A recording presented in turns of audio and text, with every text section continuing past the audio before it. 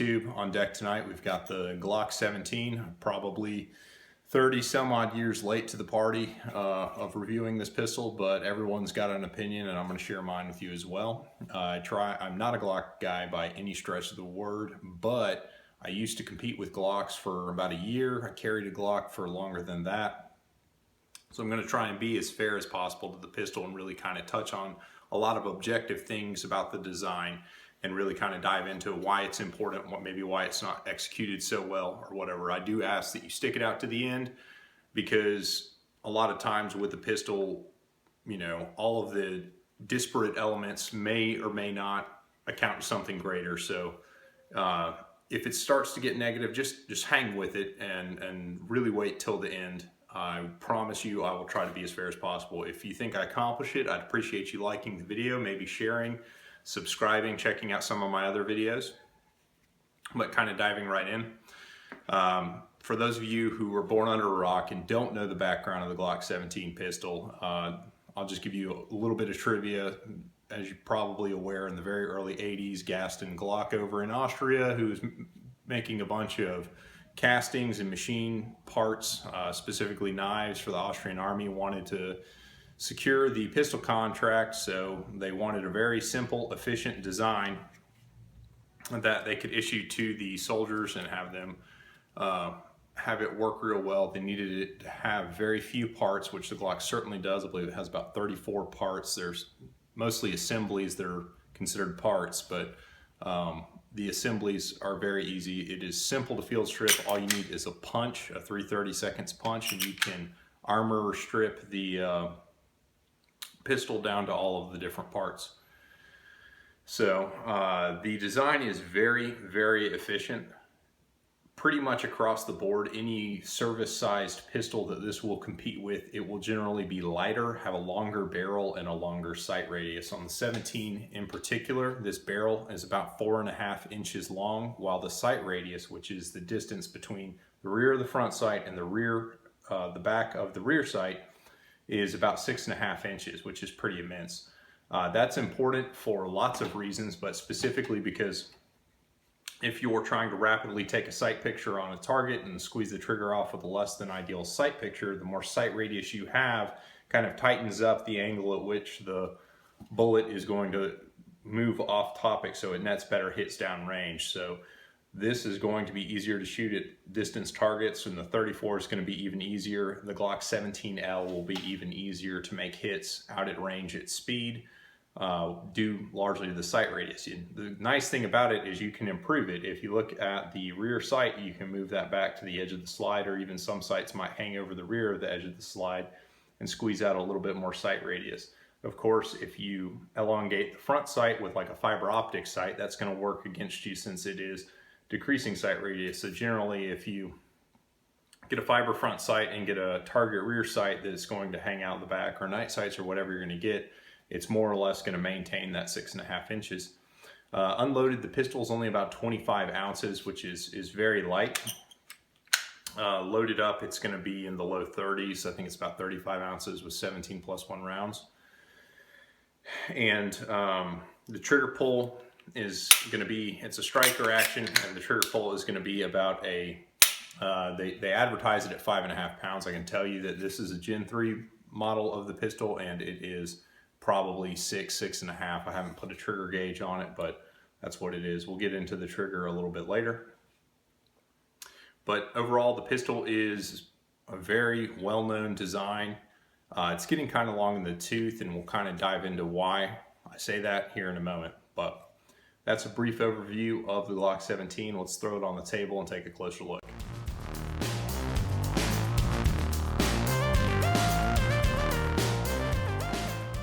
With respect to reliability, the Glock really did kind of set the bar for what is considered a reliable pistol this day and age.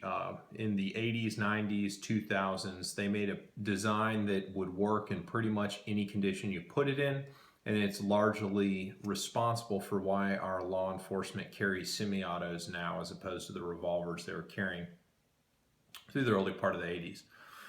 So we have Glock to thank for the fact that we now have so many awesome semi-auto pistols that are so reliable So that's not really unique to a Glock. If you have been doing research, studying up on a pistol buy, and you see probably a lot of threads over at like ar15.com and a bunch of other kind of cool guy sounding websites, they're going to make it sound like only Glocks are super reliable. Well, pretty much everybody's super reliable these days. Continue to do your own research. The Glocks are extraordinarily reliable, but it's become kind of a prerequisite at this point that the pistol functions in pretty much any environment you put it in. Kind of diving in on the actual feature set, let's just start with just kind of the ergonomics. In 2017, this is not an ergonomic handgun. I don't think it was an ergonomic handgun when they made it in the 80s. And I've got several kind of big issues with the overall shape, design of the gun.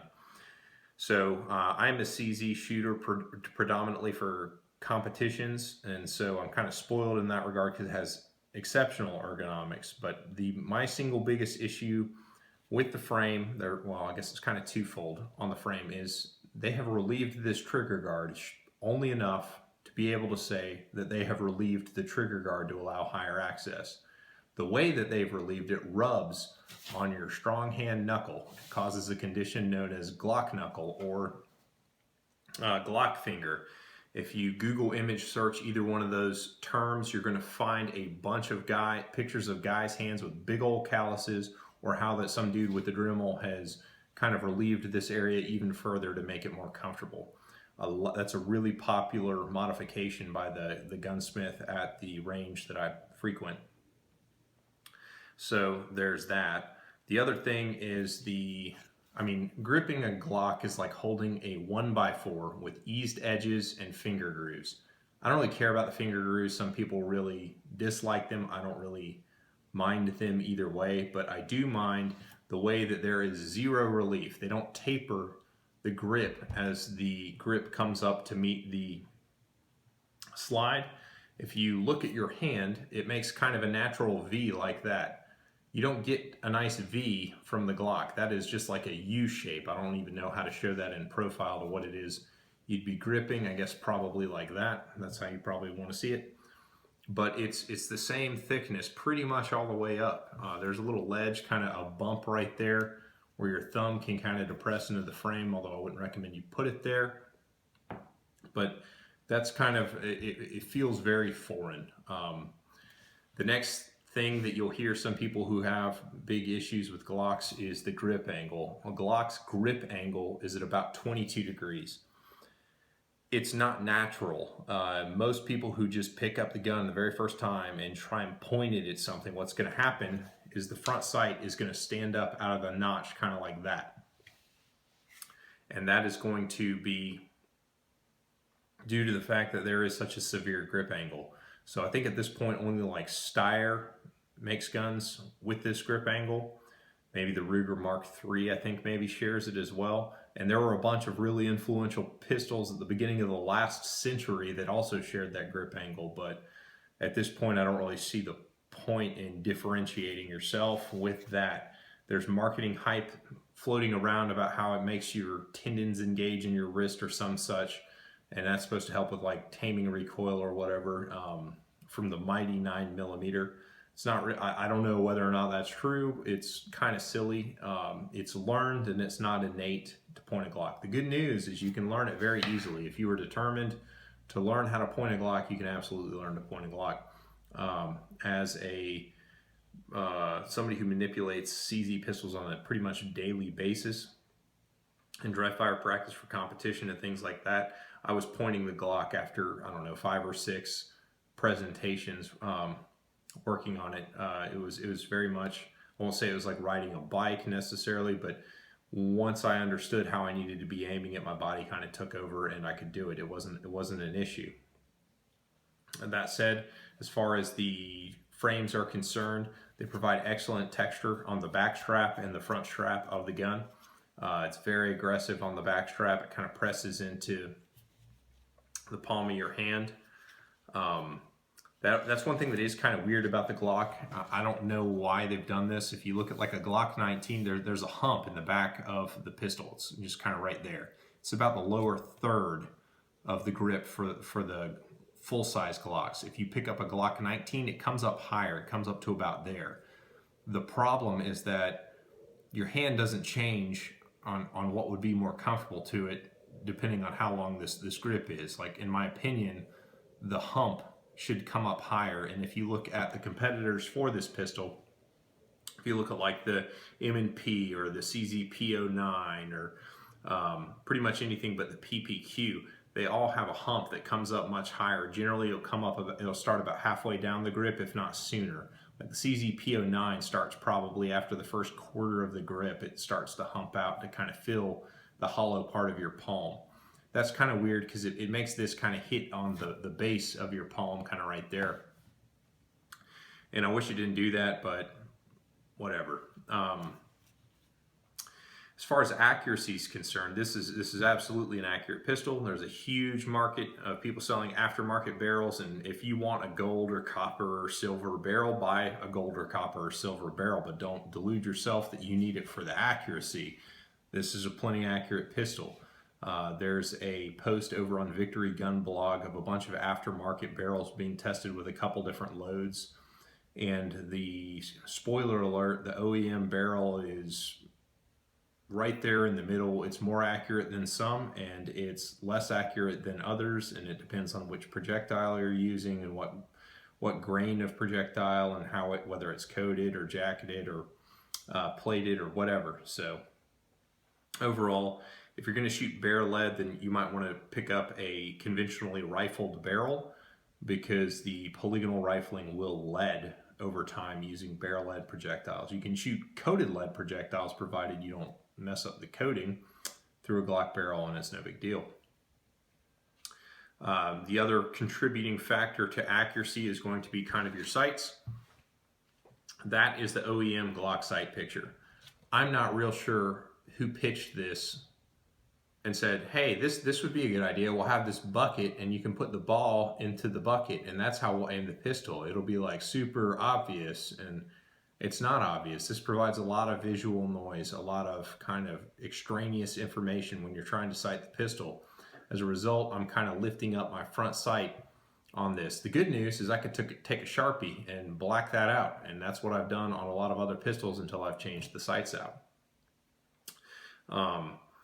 But you can learn to shoot it. There are plenty of guys who do shoot it. It's just a matter of whether or not you decide you want to take the time to install the software. The other side of accuracy is being able to move the trigger straight to the rear without moving the front sights.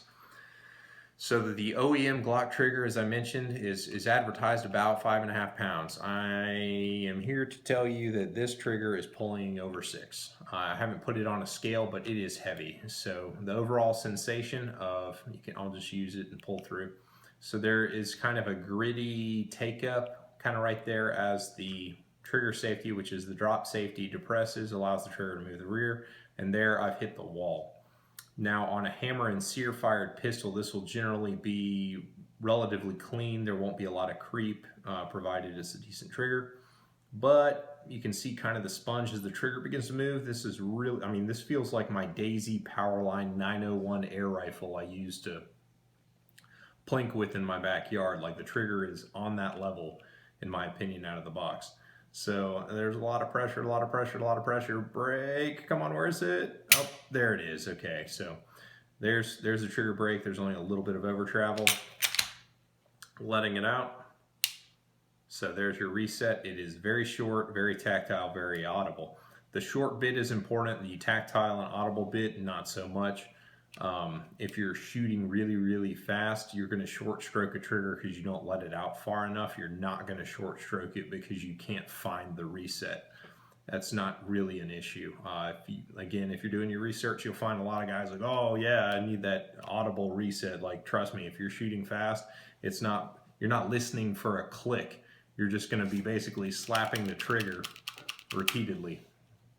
So the trigger's pretty heavy on this one, and most of the service or carry model guns will have a heavy trigger, and that's okay. They will lighten up with time, is the good news. You can polish it, do a 25-cent trigger polish job on it. I wouldn't even recommend doing that. You can just shoot the darn thing, and it's going to happen naturally with time.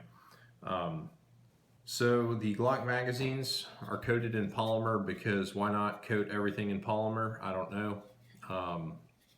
They're available for about $25. It's a pretty good price. You can buy aftermarket magazines for less than $20 through like Power Mag, ETS Mag. They're pretty fine. This polymer base plate will eventually begin to degrade. So if you're dropping a lot of magazines on concrete or partially loaded mags, eventually you can potentially shatter this. Trying to get these base plates off is kind of a bear. It's a very secure design, but it's not very friendly to cleaning out the mag tubes. But that's not really a positive or negative. It is very easy for these magazines to eventually kind of get tacky or dirty or whatever, so they may bind in the mag chute when it's dirty, filled with carbon, as is common for competition shooters. But the mags work very well. They have a good service life. I've never really hear about people bending feed lips or anything like that on them. Actually, gripping the pistol is a little bit different with the Glock, and just kind of give you a crash course. There's going to be a lot of different ways to kind of do it right. But what you're going to do is, it's not going to be like, you know, a 1911 where you're grabbing with kind of behind your middle knuckle on your fingers. You're going to grab with the flats of your fingers between the two knuckles. So that's going to kind of sit on in between these finger grooves, and the thumb is going to kind of flag up like that. You can get up on the slide. It doesn't really matter. You can rest on the slide release. This isn't going to slow down the slide velocity enough to induce malfunctions. You have to really bear down on the slide really hard. So once you kind of do that, that's kind of what it's going to look like. Put a lot of grip pressure right here on the bottom of the grip, and that's going to be, this becomes your fulcrum. So you want to have your fulcrum as high up on the back of the gun so that it won't jump on you like that. And you want to put a lot of grip pressure there. When you're building your grip with your support hand, you want to use a thumbs forward grip, and you really want to try and do two things simultaneously. You want to try and hold the muzzle climb down before your fulcrum, kind of right there, and you're going to want to transmit a bunch of grip strength right there to that point on the pistol, trying to put as much power on there, and you're going to fill kind of the hollow that opens up right there. And when you grip the pistol this way, you can use as much trigger finger. I like to pull with just kind of that tip, and I can still shoot the pistol straight. Took me a while to figure out how to do it. Part of the reason I switched off the Glock platform a couple years ago was because I couldn't shoot it straight. But I was happy to see that I can shoot it straight now. So you can shoot Glock straight. It's not the sights. Don't worry about it. All of that said, is this still a relevant design? Has everybody kind of jumped into the market and out-Glocked the Glock at this point in time? No. I mean, yes, absolutely it's relevant. I was really surprised. The whole bore axis thing, height over bore, I thought was mostly marketing hype. I was you know, hanging out with all my CZs thinking they're great, but I was really happy to see that you know, once I kind of warmed back up to the pistol, I was actually getting less muzzle climb with my 25-ounce plastic 4.5-inch gun versus my 43-ounce 4.6-inch barreled steel gun. It absolutely makes a difference. So out of curiosity, I went and grabbed my 75B and shot it right after him, and lo and behold, it jumped more than the SP01, and I think that was largely due to the fact it wasn't so much the frame weight as it was the height over bore. That on the 75B, it's a little bit, you have a little bit higher height over bore versus the SP01 frames. So the Glock actually would keep the sights closer to the front sight closer to the notch. If you follow any of the competitive shooting games, you'll know that some of the best production shooters in the world still shoot the Glock platform. Robert Vogel is one, Shane Coley is another, and Nils Jonassen, when he shoots production division in USPSA, shoots it with a Glock. So it absolutely is still a relevant design, and so, you know, even after all the bad ergonomic things I said about the pistol, I mean, I had no problem keeping it on target and getting acceptable hits out to pretty much any pistol distance. My only fault, and the only place the CZ really kind of started to create a separation between the 17 was when I was shooting at medium to long pistol distances. I could more reliably hit better scoring zones with the CZs, but I also practice with CZs every day. So there's that. But yeah, I was really kind of tickled pink about this, and it really kind of reaffirmed my whole philosophy that it's all about the software and less about the hardware. With guns, everyone seems to want to buy the solutions, but if you really take the time to develop the software and get that software installed, it'll port over to just about any piece of hardware. So as long as you buy a piece of equipment with a that meets the kind of minimum specifications, so to speak, you absolutely can do great things with Glocks. If you like a Glock, basically it comes down to this: if you like the gun, there's something about it that appeals to you, that's probably the gun you need to be buying, because that's ultimately what it comes down to. If you don't like it, you're ultimately going to buy the one you like anyway. So get the one you like. If it's a Glock, buy a Glock. They're fine pistols. So as far as the street price, this is a Gen 3. They're selling right now for about $500 or less. The Gen 4s, which come with 3 magazines versus the 2 on the Gen 3, a little bit better texture on the frame, the back straps that change out, and a different recoil spring assembly that sits inside the frame and slightly different trigger assembly. Those run for approximately $550. If you are going to use a weapon mounted light, I'd recommend probably the Gen 4s. There's a bunch of speculation as to why the Gen 4 came about, specifically with the 40 caliber pistols and the weapon mounted light causing case head separation and all sorts of terrible things like that. I don't know if any of that's true. That's just the rumor. But speaking of that, Glocks will bulge brass if you're a reloader, because the ramp does not support the base of the cartridge, so it will bulge your brass. If all you're doing is shooting a Glock, that's not a big deal, but if you use that brass in other pistols, you may get some that won't chamber, and you can just run it through like a pass-through die and size it down, and that's okay.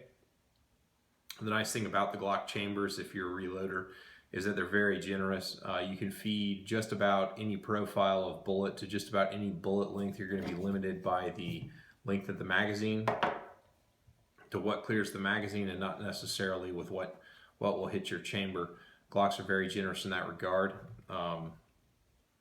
So that's the Glock 17. I appreciate you guys sticking it out, watching the review. If you got something out of this video, please like and subscribe. I really appreciate that. It helps drive traffic to the channel, and that's really great. If you dislike this video and you made it this far, just like and subscribe, man. You've been here for, I don't know, 15 minutes or whatever it is now. Just do it at this point. What's wrong with you? Just kidding. Anyway, thanks for your time.